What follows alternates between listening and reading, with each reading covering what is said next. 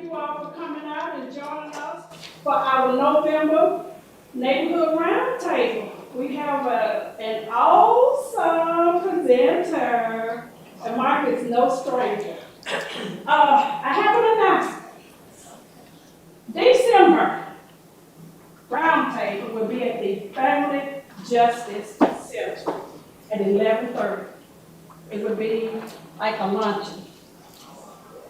November the 22nd is the deadline, drop dead date that I need names for past or future president or a neighbor that has been instrumental in the neighborhood. We want to recognize November the 22nd or 30th.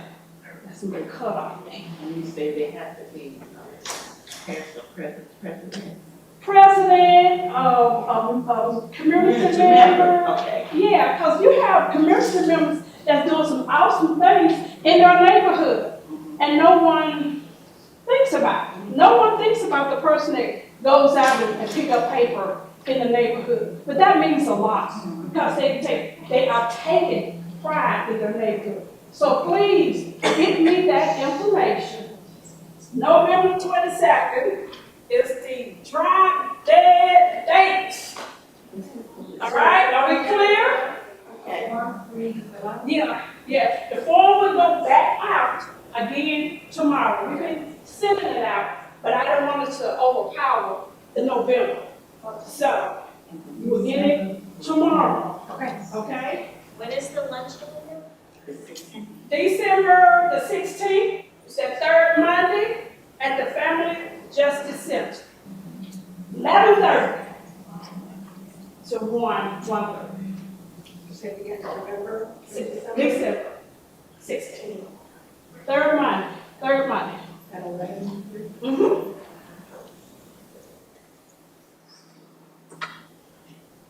All minds are clear? Because I want to give Michael ample time. But that's the only announcement that I have. We are working on the roundtable for next year. If you have a speaker or a topic that you would like for us to cover, send me that information. Please, send me that information, and we will do our very best to make it happen. Come on in. We was waiting on you. Come on.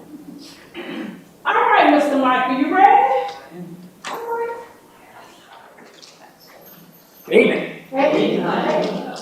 I'm so honored to be invited here, and so before we start out, if I'm going to wing this without a microphone, I understand that some people at some point you may have trouble hearing, and if you do, just do like this. I'll be able to see and I'll raise my voice a little bit more. All right. So let me introduce myself. My name is Michael Gilliland. I'm the organizing director of the local coalition CALEB. Chattanooga's in Action for Love, Equality, and Benevolence. Has anybody ever heard of CALEB? Few people?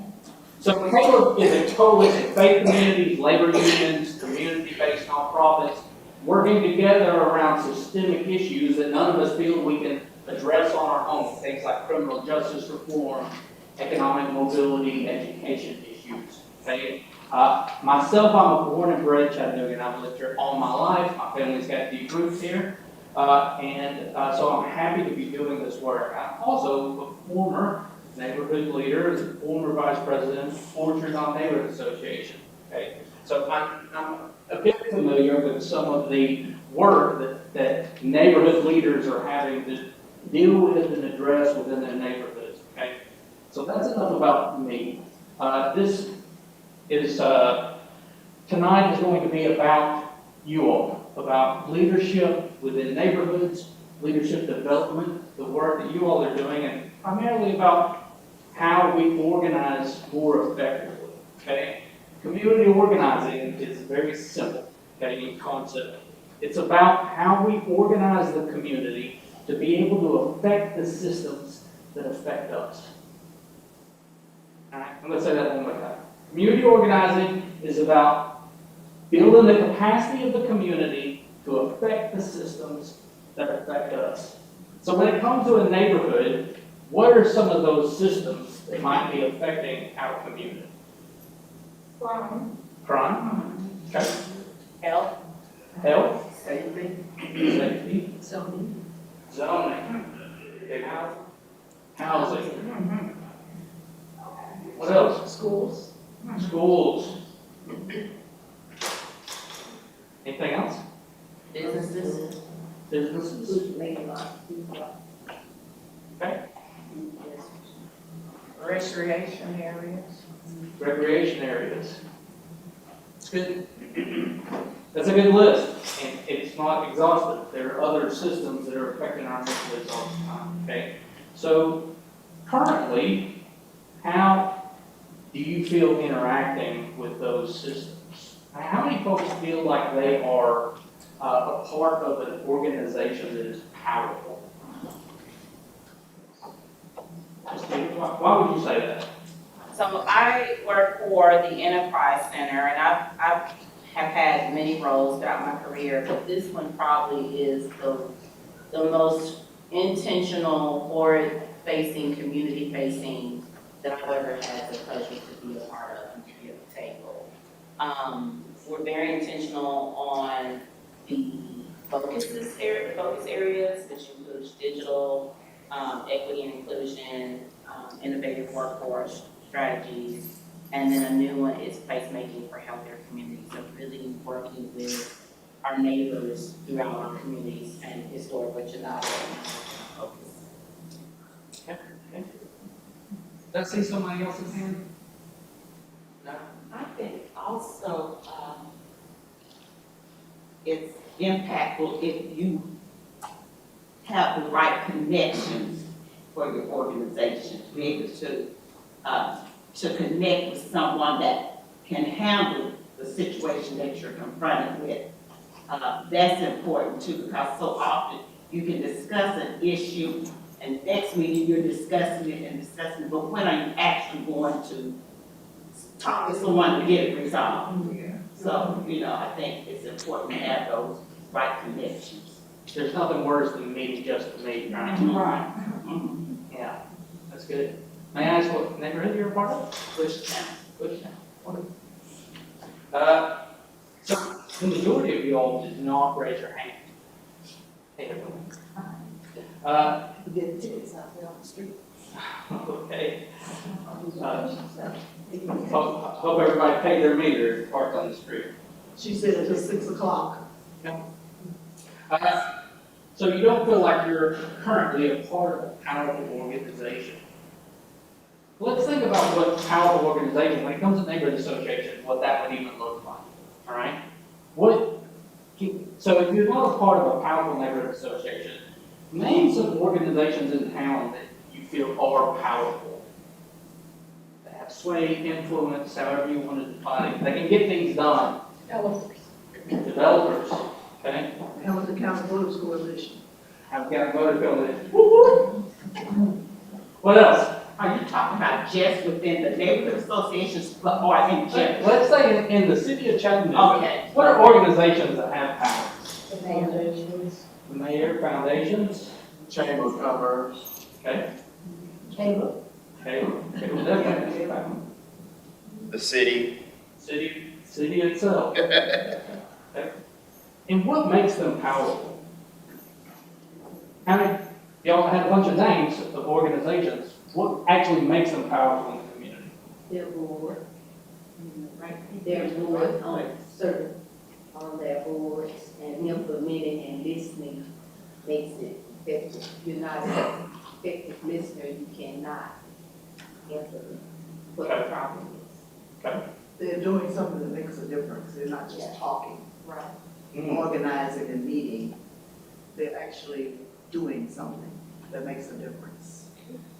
And Audrey, now what makes a difference in our organization is our residents. Our residents work together. They correlate together. They complain together. But at the very end, we all come together for a purpose in that. Mm. So if you're acting together, and if a lot of people are acting together, then that in itself is a form of power. may not be the only, right? Money is itself a form of power, right? People got resources, they got power. Okay, Leadership development is Okay. important. did you say more? Yeah, so you're able to provide the tools, and people don't understand that you can't just do stuff on your own. There are processes and methods. Hmm.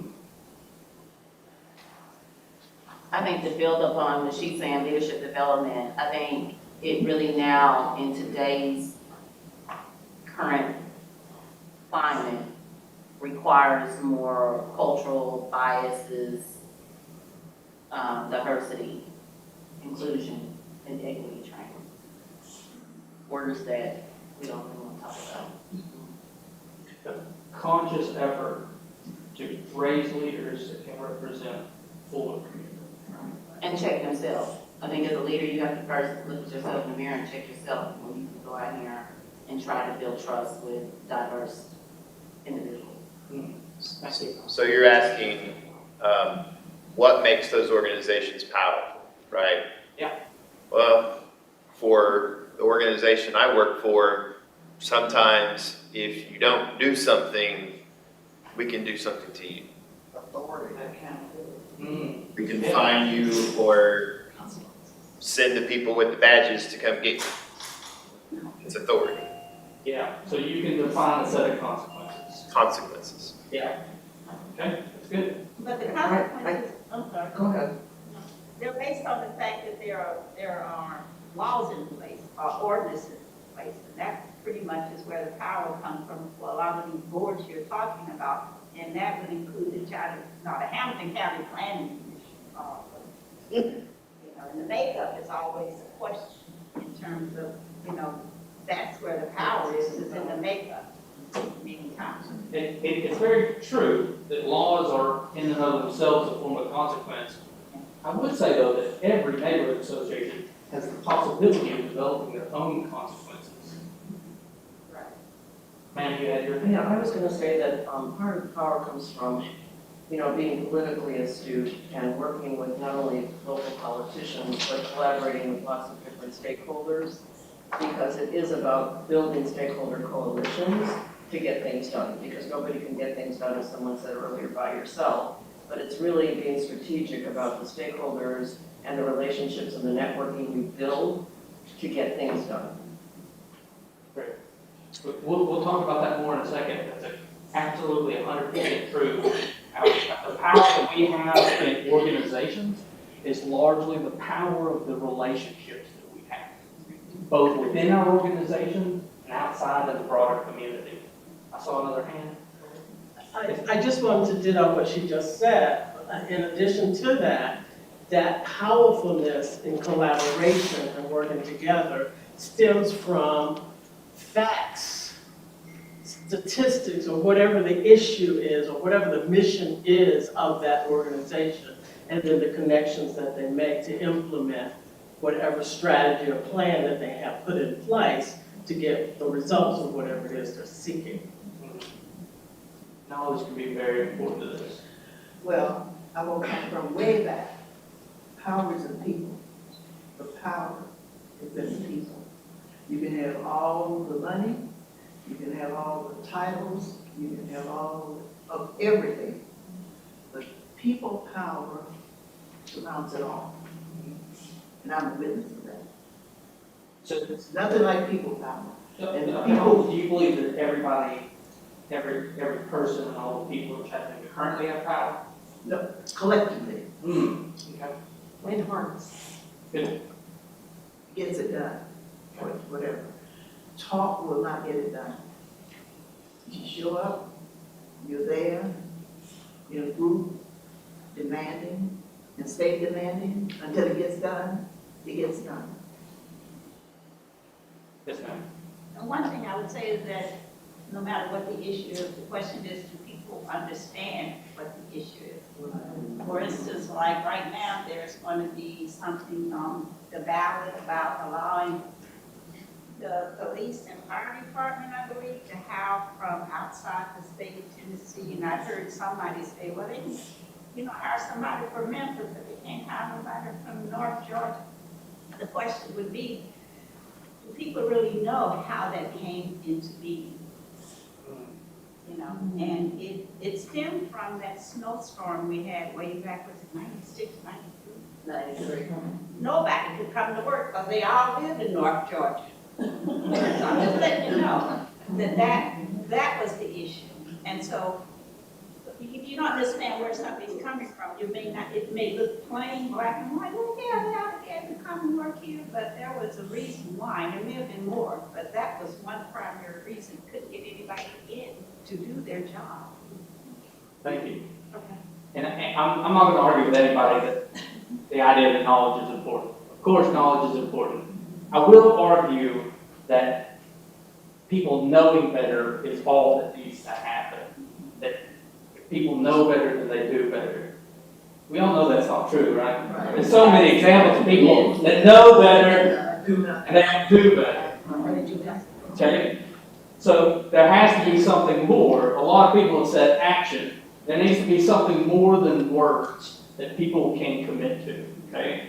And organizations create an opportunity to create that, to have the ask, to have the commitment, and to act together in a way that us all acting individually, it doesn't do anything. We don't get the goods.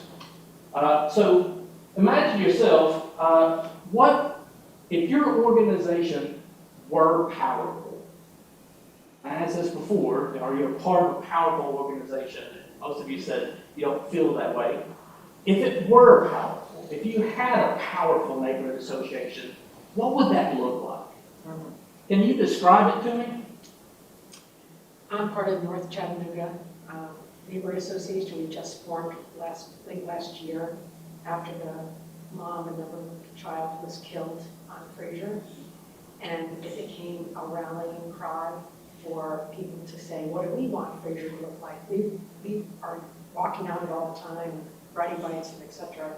And so that became our cause to focus on and developed our neighborhood association. And to extend beyond that kind of thing, it requires knowledge of how the city works. So when do we try to communicate our wishes and desires of our collective organization? How do we learn about others who use North Chattanooga so we understand theirs? And then how to get things done. And so one of the reasons I didn't raise my hand initially was I think we felt very powerful when we were able to get Fraser Avenue refigured within a year. That just blew our minds. But there's so much we as a community, that neighborhood association, don't know how things are done. And so how can somebody change the zoning and then put in for taking over an alley, but nobody in this neighborhood knows about it, and we don't know what their plans are. And just trying to make sure we work as better community citizens to know what's going on and know when it's important to share our opinion or not. So a lot to learn, I would say, for us, because we're in a new group. So it was easier when you were clear. We had one goal initially, now we're expanding to what's important to people in our neighborhood. Can anybody relate to that? Yes.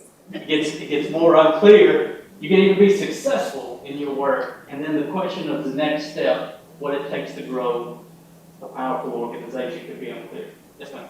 I'm in Hill City, and I think in our neighborhood what really made us powerful was, we had a couple of shootings, and that made the neighborhood just kind of realize we have a problem. And so we all came together, and we started to realize that, it's that broken window concept in our neighborhood.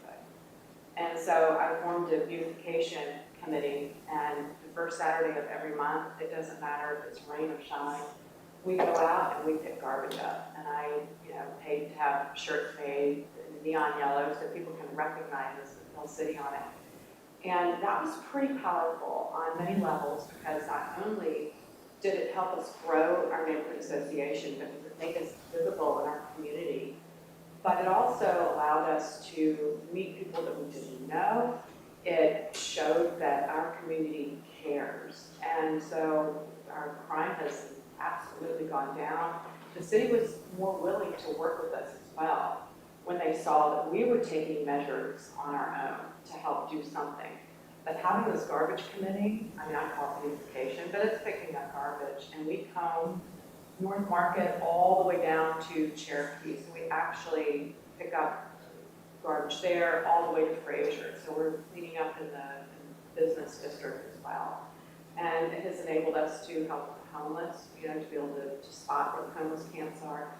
So just having that that's ongoing is an ongoing powerful thing that we've done. So, yeah. Thank you.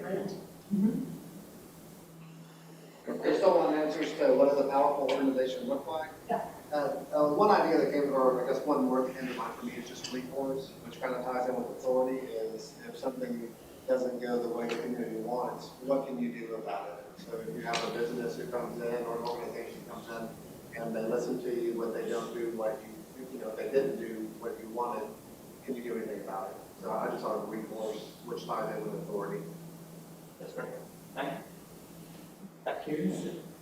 I think for us, my idea, and we're Manchester Park, which is a little,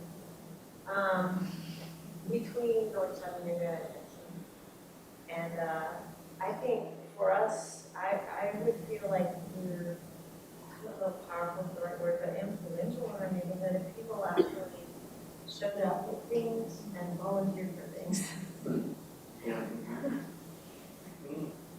That's the struggle. It's a definition of leadership. If you can get other people to do a thing. Yeah, that's why I was hoping you would be able to help us figure out how to get people involved. Stephen? I was gonna say one component on top of what has already been mentioned is leveraging the resources within communities.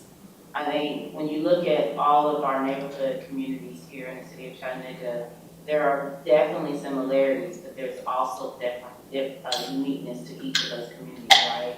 So communities doing that kind of bird's eye view of all the resources, and when I say resources, I'm talking about, of course, the city of Chattanooga when it comes to trash pickup or, streets, neighborhood safety, the businesses that move into our communities based off of what she said, zoning and stuff like that, is leveraging those resources, but leveraging it in a way where you, as a neighborhood association, as a community, they're coming to you as a neighbor, not necessarily as I have this business sitting in, historic or Janab, therefore it's what I say. It's me as this business owner feeling that I'm also a neighbor with all of the residents and the housing that's around my business.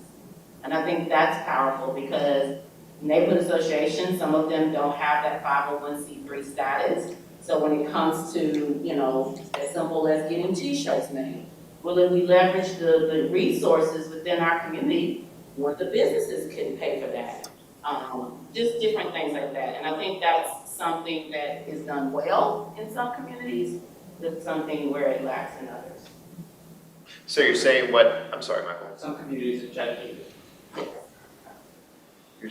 You were saying what a powerful neighborhood association looks like? I would say, because planning commission was today, I would say a powerful neighborhood association would look like they set the terms for land use in their boundaries. If it goes from R to C, it goes through us. If it goes to C to A or whatever, it goes through us. And right now, there's not even a requirement that anybody meet with the neighborhood associations unless you're in a specific, like downtown form-based code zone. So that would be a sign of influence and power to me. Sometimes power is the power to say no. Okay. Sometimes power is the ability to change a project so that you can say yes to it. Right? And we need both of those things in our community. We need change, and we need change that works for us, right? Yeah, it brings to mind, we've had a couple projects, of course, we're in the South Side area, so we have a lot of businesses coming up and down, and things like big hotels and, you know, new chicken, restaurants and things like that. So I know that in both cases, our neighborhood met with the developers of those projects, and what we said is what we do want and what we don't want, and what's acceptable and what's not, and it actually changed the design of some of these thoughts about where there was gonna be ability to have parking or not parking, or what they were gonna do to make the street look nice or not, or, so things like that. And that felt good. It means, though, back to your idea about people showing up, people have to show up to give their voice, to say, that's not acceptable, or can you try to change that drawing? And sometimes, you know, it feels like it could be a done deal and they've already made their plans and they're just doing it as a matter of course, and you wonder, are they really gonna? But we felt like some changes were actually made and they had to go back to the drawing board. So how much you can impact those decisions and have enough people to show up to push back, that's power. And going back to what you said back there about neighborhood associations and the neighbors being able to have some influence on how their neighborhoods evolve and in terms of design and development. Right now, I feel like we're learning at the last step. There's a 30-day yellow sign announcing a change of some zone question. And I specifically get upset about the alleys in North Chattanooga. Just somebody decides, oh, the developer wants it, so nobody said anything, and we give it to them. Well, why are we giving away land? What are we getting in return for it? And so, to me, we're like the tail's wagging the dog. So we need to get much more knowledge way up front, and then how does that work combined with the One Chattanooga plan, which is great, but I don't know how the reality of today and this dream of tomorrow all I don't know how we get started on all that. So that's where my learning curve is. So in other words, where is the plan for collaboration within these neighborhood associations when trying to implement a problem or a solution within their communities? And how do you collaborate to get the resources that you need to implement that plan or solution within a community? Where is the collaboration, and how does that look like when you say what makes your organization powerful? The leadership, the collaboration, what does that look like for a powerful organization within a neighborhood association? That's good. We're going to get that in just a second. Okay. Exactly right. Yes, sir. I would just tie into that and say that I have fought zoning issues. I have been in front of, chamber meetings and done all that. And if you're passionate about something and you don't know where to start, call that guy right over there, parent. He's gonna give you the advice. And he's telling you, you gotta create it.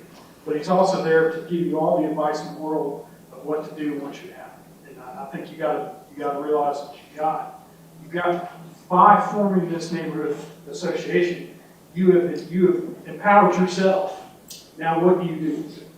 And I think that's a very critical thing, is to realize we're here because we've already taken that first step of empowerment, but now what do we do with it? And he's telling you gotta go out there and fight for it. He's telling you that he's gonna help you along the way. And you're with what department within the city? Neighborhood services? I'm sorry. Neighborhood services. Neighborhood Yeah, we've got, raise your hand if you're from neighborhood services. Okay. We're all here to help you. And how long has the 501c3 that I'm a part of been trying to collaborate with the city? Oh, I'd say about 4 years now. On trying to implement a simple little program within the community centers. I'd be happy to talk about that. I know. Use the resources you have. I can share that. And using the resources to the point where it landed me in a long-term healthcare facility from the stress. Yeah. Yeah. And the city isn't a monolith either, right? Right. Like you can have some people that can support a project and other people that oppose it, even within the city. All right? That at the end of the day, that comes back to We need to be able to examine how much power we have and how much power we need. Exactly. I'm going to shift gears a little bit. And before we do, I want to know how many people have an official titled leadership role within their neighborhood association. Maybe you're a president, secretary, treasurer, okay? And how many people do not have an explicit titled role, but are members of a neighborhood association or community group here? Okay.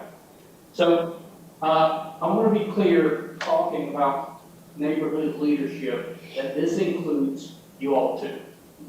When we're talking about leadership development is not just for those who have necessarily the specific title of leadership. There is space for all of us to take the lead in building the kind of organization that we need. Okay?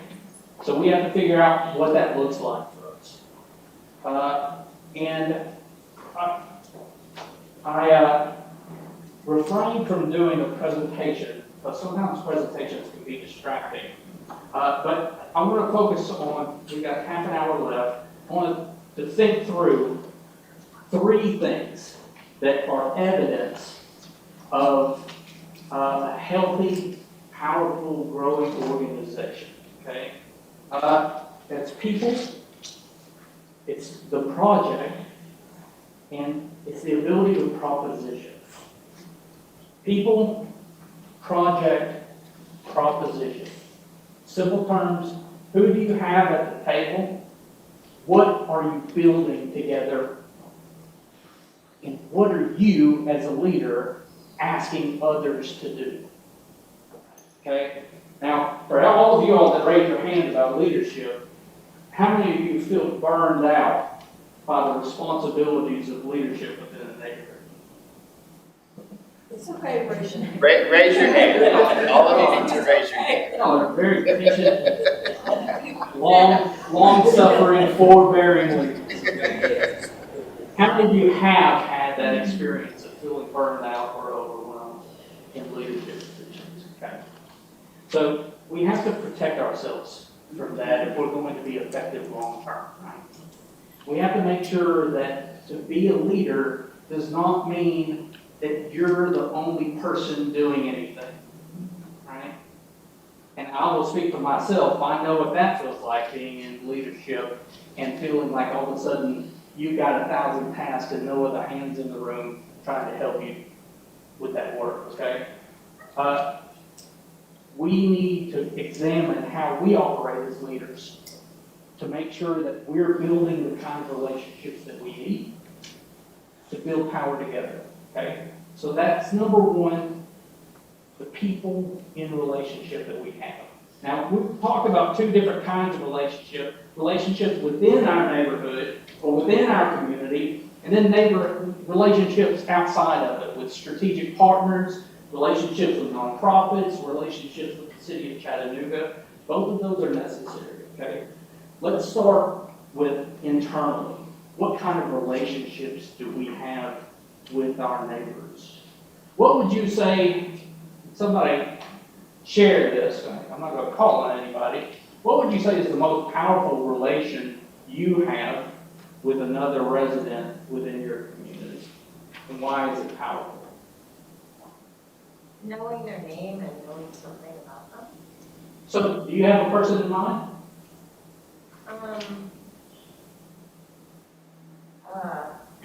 You don't have to say their name, but do you, if I were to say, what's your strongest relationship in the community? Do you have somebody in mind for who that would be? Sure, yeah. And what makes that so strong?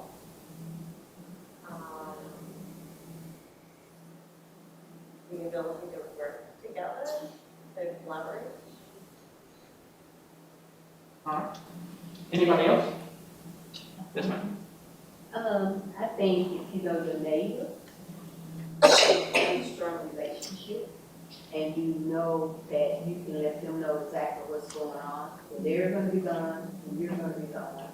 And our neighbor, we have like a neighborhood watch on our street, because all of us have been there so long, we know each other.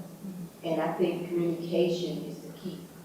And for our neighborhood association, I make sure, in my position that I have, that I communicate everything with them. And I think that's why we have such a strong. Thank you. So you said strong relations Right. with your community members and neighbors. What builds a strong relationship? How do you get to a strong relationship? I think you have to be open to hearing yes and no. Okay. I think you have to have a guideline as to what the group is wanting to achieve, not what one person. So it has to be open communication and be able to act together. Like what we're working on now is a pavilion we've been asking for. So now we're to the point we're ready to come down and make sure that, you know, we've been told that it's in the works, but we want to make sure that it's there. So in order for us to be heard, we're going to have to come down as a group, not one person. But if you come down as a group, it makes it easier. Thank you. I think that, you know, there's a difference for me, and I don't say that I know all my community, my neighbors well. There are some neighbors I know very well up in proximity who probably lives closest to me, who, you know, the metaphor to borrow sugar from, but, you know, it's something like that, or who picks up your mail or takes your garbage, it's a quid pro quo. But I think to get to know the bigger neighborhood, which is bigger, then I think you have to have gatherings. And they can be social gatherings or whatever, but it's also about getting people to express their needs and their wants and to really prioritize what are the most burning issues and to be able to prioritize those issues and to work together on those issues. Because how you get people to work together is when they work on stuff they care about. And if a lot of people care about an issue, that's how you get people to get involved. And if they don't care, then you're going to be by yourself. So it's about finding compelling issues that enough people care about to build that coalition. And through working together, you build those relationships. Yeah, well, that's what we do. I'll say one thing. When the North Chat group got started, we helped them send out a postcard, and on the postcard had a QR code. The QR code took you to a Google form and just asked the people, what do you care about? And I think that was one of the keys. The key difference really was, instead of saying, okay, what do you care about? Now we'll take care of it. No, we're forming committees. You and us are going to do something about it. So just, yeah. But did you do that with all of the neighborhood associations? It was one of the new neighborhood associations that got started in my first year being here, and we absolutely want to do this for as many neighborhood associations as possible. Okay, and going back to something that you said, Dr. Holmes, regarding what makes your organization powerful, which is the Hamilton County Photo Coalition, would you not say it's been key communication tools and reaching out to people in order to understand what the needs are and then helping to devise a plan for meeting those needs, whatever those needs are? Key communication tools. And those are resources. They are. I don't want to, there's a lot that we could talk about tonight. I don't want to get past the need for the types of relationships. What kind of relationships are we growing within our community and outside of it? Okay. Communications, tools, data, information, all of that is important. Okay? But if we don't have the relationships that are going to have people showing up when we need them to, we're not going to have the powerful organizations that we want. Right? Yeah, Okay? So, I was going to say, I reach out to our seniors. I'm on the Mayor's Council of Livability and Aging. And when the cold weather comes, when it's extremely hot, I have pulled together a call team. And I have a list of seniors in about 4 or 5 districts.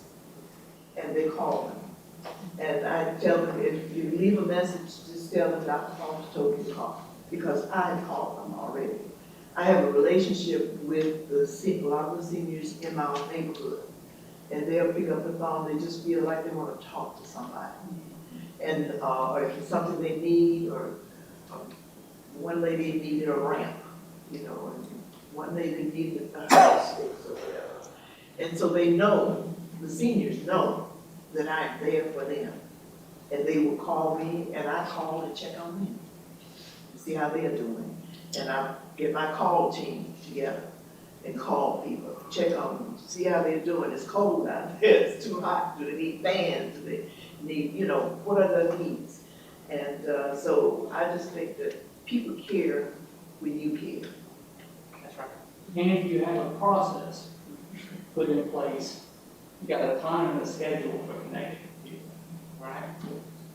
That's the communication. That's right. That's right. But putting it on your calendar, how much time are you dedicating to building the kind of relationships that your organization needs? In our network, people that train me, they say, if it's not on your calendar, you don't really care about it. Okay? So making sure that you're dedicating time to build the kind of relationships that you need as a leader. Now, in our organization, we use the term self-interest, meaning that what is the person going to get out of it? What's the goal? Okay? What is it that's going to meet their need? And why are they wanting to be involved in the first place? Sometimes it's easier to say people's motivation. And for you to build authentic relationships that you can call on in the future, all right, if you're not going to be manipulative, if you're not just building the relationship just to use them, then you have to be clear about what are they getting out of it, okay?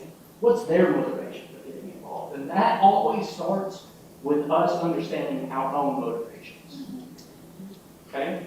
So somebody tell me why you got involved in the neighborhood in the first place. Any thoughts? I was born and raised here in Chattanooga, Tennessee. I left in '89, came back in 2018. And when I came back home to the community that I grew up in, I found it to be, from my observations, people living in fear, lack, separation. And so I started trying to understand by getting involved in the neighborhood association. What were the needs of this community and what was happening and what was causing the change that I was observing.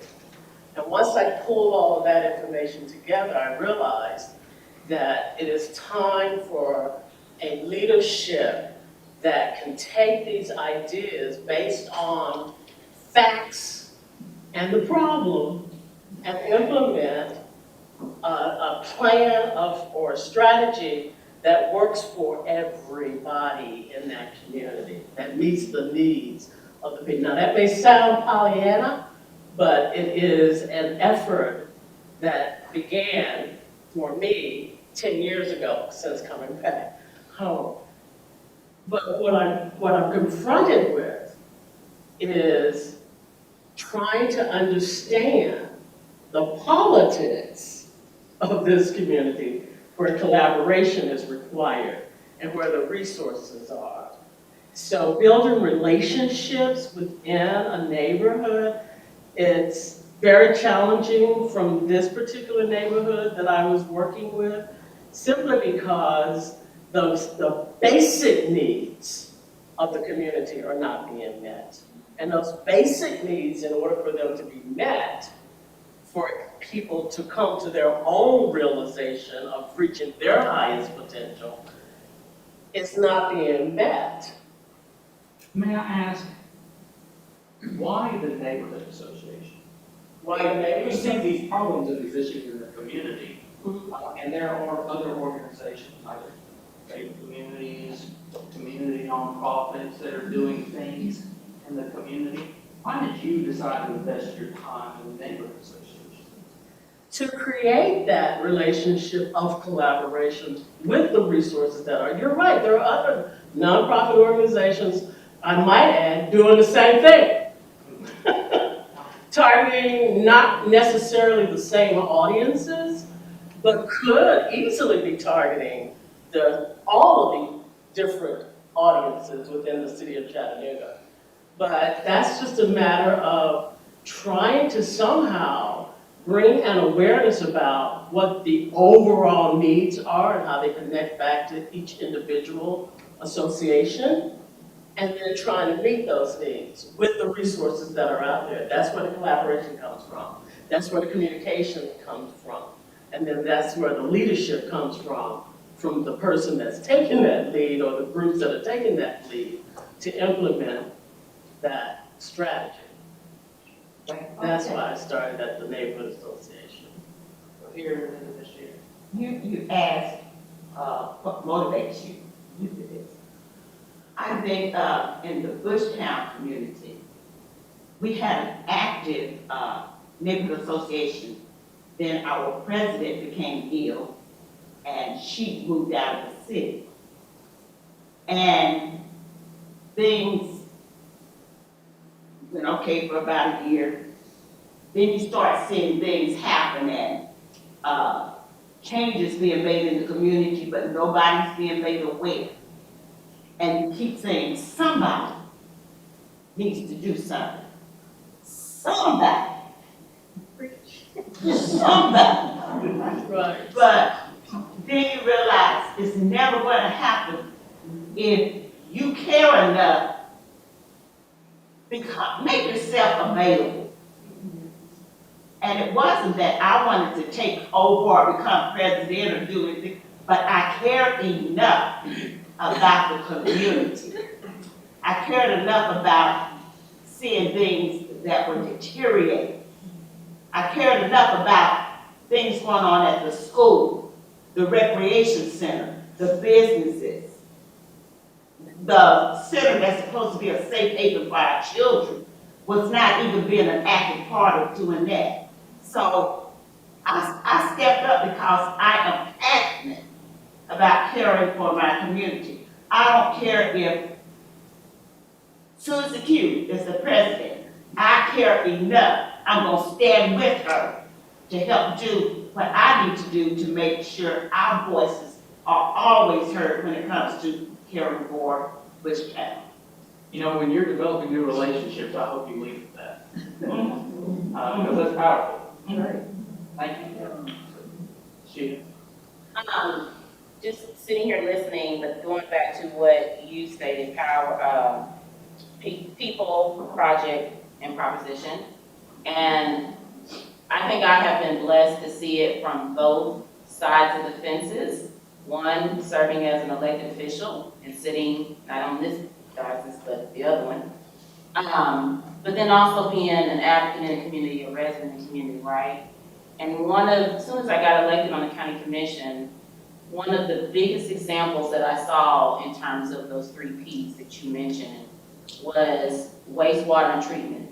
When that hit the newswaves, and it was hit that where that plant was going to be located, that Ooltewah community, going back to what Dr. Holmes says, the power is in the people. Right. We give too much credit to our elected officials. They don't have power. The power is sitting in this room. And I say that because that Ooltewah committee, I don't know if it was a neighborhood association, but it was a mass group of people. Going back to what you said, it's not one person. It was a collective group, but it was intentional in that they had a strategy. Right. That was the project. Right. Now, they had other needs in that community. But when they came in front of us, one mind, one voice, and one focus. And when I tell you, they heard that there's 9 of us then, but all 9 listened and heard. And the other thing is that we've got to stop going to just our elected official, our city council person, our Hamilton County commissioner. We fail to realize that in front of all their names is the city of Chattanooga and it's Hamilton County. So in essence, all of them serve us. All 11 serve us.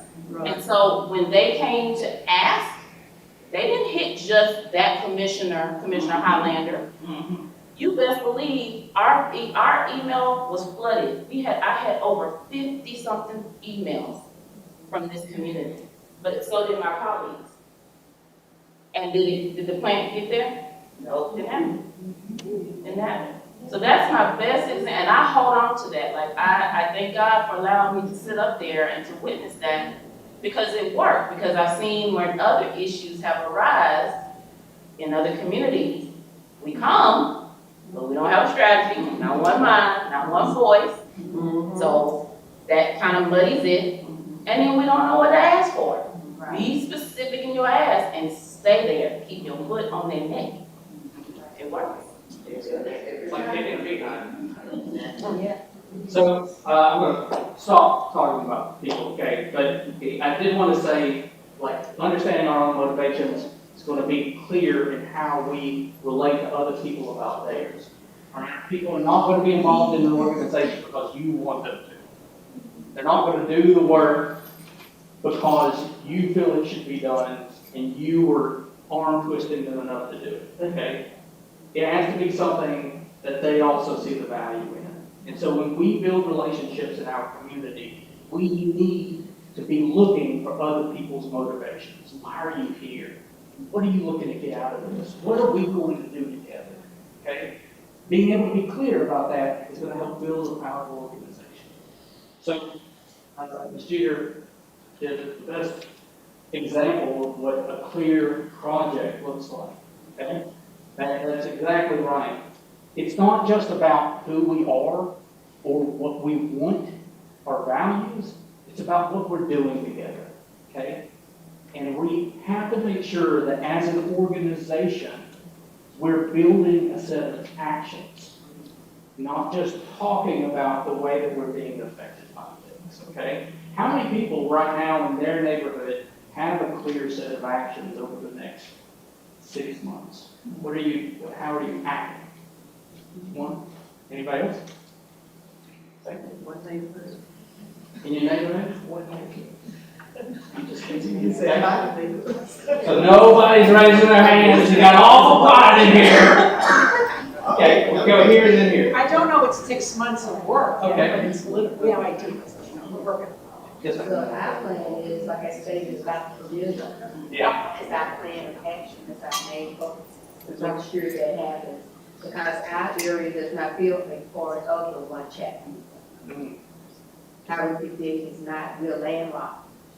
So we're focusing on what we can accomplish. And with all of us being here, we will be able to impact and let it be a unified front where we all are together on one page. That's a very clear action. Yes. And you're going to see a result in it. You're going to know if you built it or know if you don't. Right. And so people know what they're putting their hands to. Right. Good. Over here.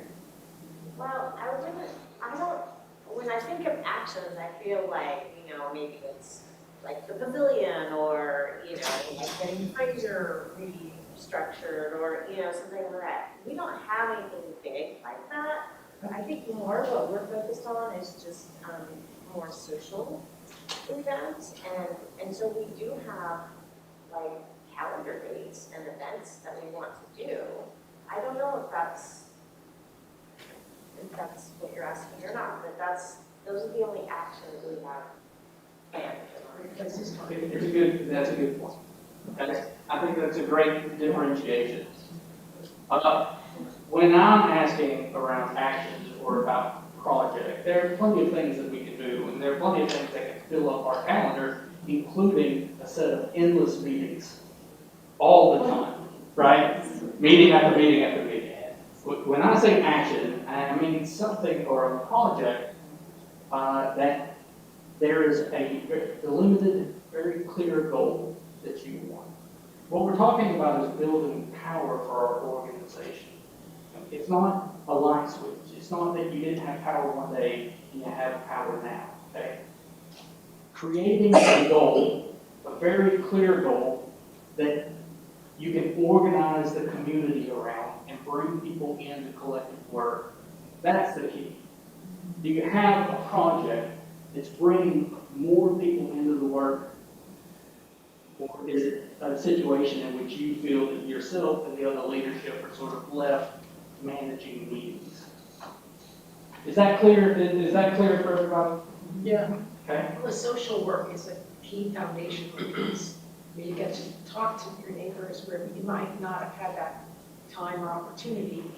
And then when something important comes up or something that somebody needs done, then there's an opportunity for them to coalesce on it. But if you've never met them, you've never communicated with them, you're unlikely to get a group to show up at some decision maker. So, showing up on the city council or the zoning board, I think would be a very clear action if you got a clear goal, all right? And ask in order to, you're starting to try to use a muscle, and that muscle is your organization. How do you use that in a guided way? And as leaders, that's for you to create the space for the community to make those decisions together. What's going to bring the largest number of people, not just to a meeting, but to put their time, energy, and resources into success? The last thing I'm going to mention is about proposition, okay? Remember, people, project, and proposition. As leaders, one of the primary goals of you as a leader is to find work for other people to do, not for you to do it yourself. Okay? So the strongest leaders are those that are able to move a lot of people towards action. Okay? Now this is not an easy thing, right? Sometimes it's overwhelming thinking about what they can do. What can I get a person to do in my neighborhood association, in my community? Okay? So it's important that you're thinking about the responsibilities that you have, the goals you have, and how are you bringing other people along? Who are you asking to do something within your organization? Remember, it's not just the neighborhood leadership. It's not just the president, vice president, the secretary, and the treasurer, okay? Ideally, that's a structure for bringing in the rest of the neighborhood into action together. And they're never going to do it because they heard about an opportunity at your meeting, okay? Propositioning a person means a direct request from you as a leader to another person who you think may be motivated to do this work. Okay? I'm going to say that again. A proposition is a direct request to another leader or person in the community. Okay? Now, if you can do this, and if you can develop a habit for it, it's an opportunity to create a strong organization with a lot of people filling a lot of roles. Okay? So the leader becomes a clearinghouse for action, not the person managing all the responsibility on their shoulders. Okay? So I want you to think for a second. Think about your neighborhood association, and I want you to think about 3 asks that you could make to another community member, another leader, that could strengthen your organization right now. Just think about it. What are 3 direct propositions you could make? To a resident? To a resident, to a fellow community member in your neighborhood or community. Okay? How are you creating an opportunity for them to get closer to the work?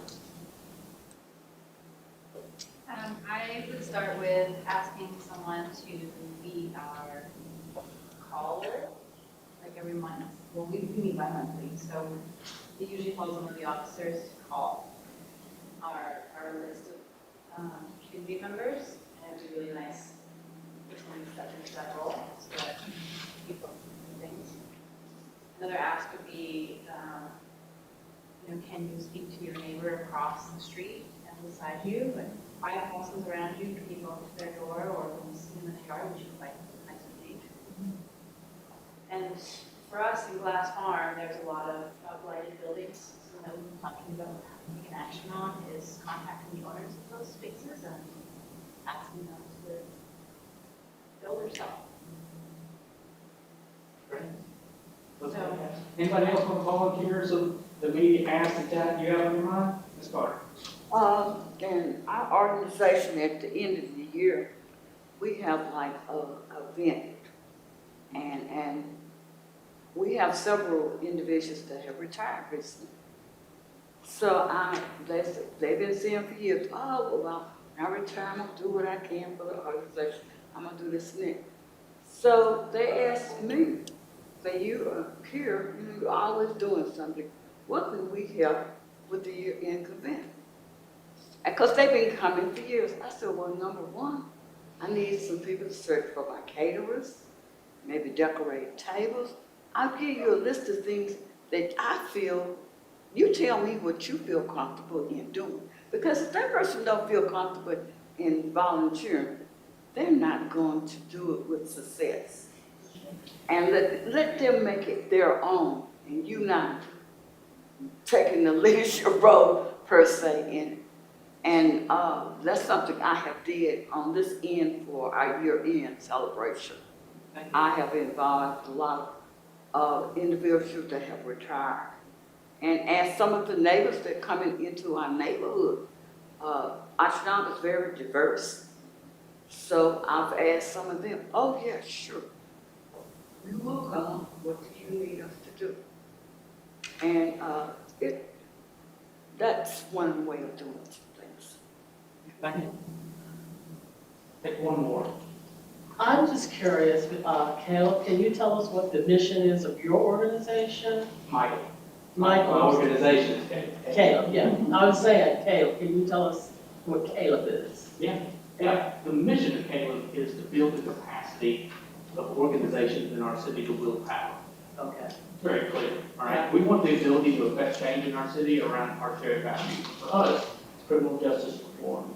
It's to focus on economic mobility. We want development in our city to benefit all of us and not just a few.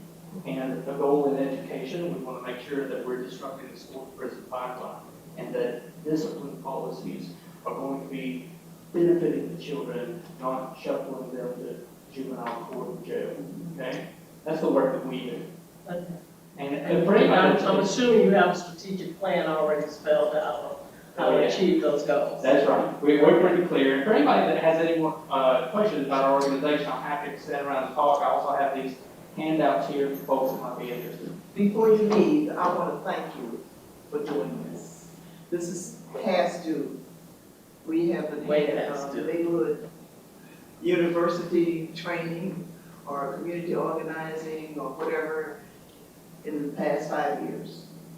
And thank you for taking the time out of your busy schedule, and you are busy, to do this.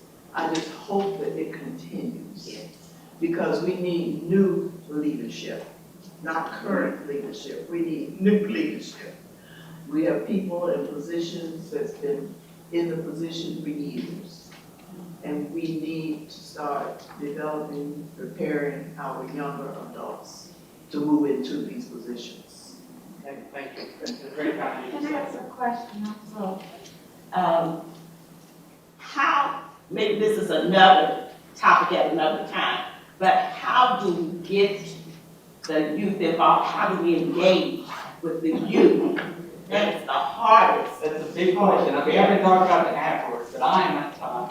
No, I'm just saying another meeting. I wouldn't. Thank you. I just want to say thank you all. Thank you.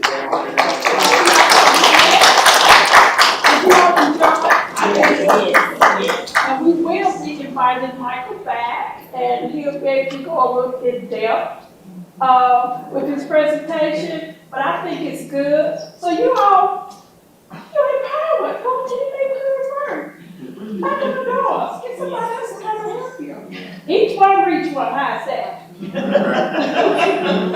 All I need is your surveys, because I want to know, how to get do tonight, and should we continue? My next question is, are you guys comfortable with this, with us holding it here at the council chamber? Parking? There was parking. Well, the street parking is good. Right. But until 6, because she was out there giving tickets. Right, and that's why you can park in the parking lot, so you will not get a ticket. And not on the street. You park on the street, you probably have a ticket. So let's have your surveys. I would love that we can sit in around. If we have a room with lots of each other, remember talking about and also, right.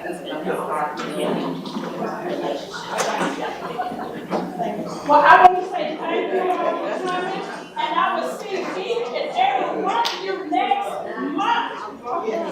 Right.